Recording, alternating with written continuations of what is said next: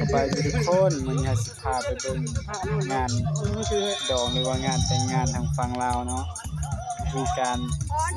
งานตอนนี้ก็สิคือการแห่เคยแห่เจ้าบ่าวสบายดีทุกคน เฮือนสาวเราก็สิได้เดินทางมาแล้วตอนนี้ครับจะมาฮอดเฮือนเจ้าสาวแล้วจะเตรียมต้อนรับอย่างนี้เด้อ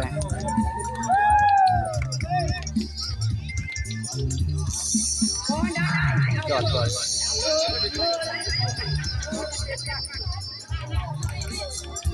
โอ้กระเดียด่านเดียวนึงด่านเดียวนึงด่านไม่ทันตื่นนอนว่าด่านนั่นเอง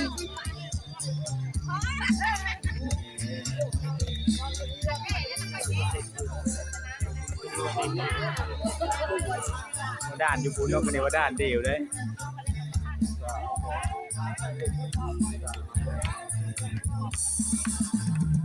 ปูเต้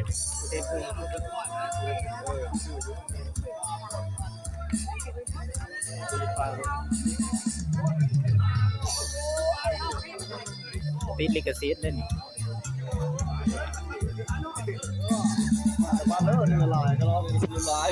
แล้วต้องมายืนอยู่พี่แม่รัดมุมมาทำกัน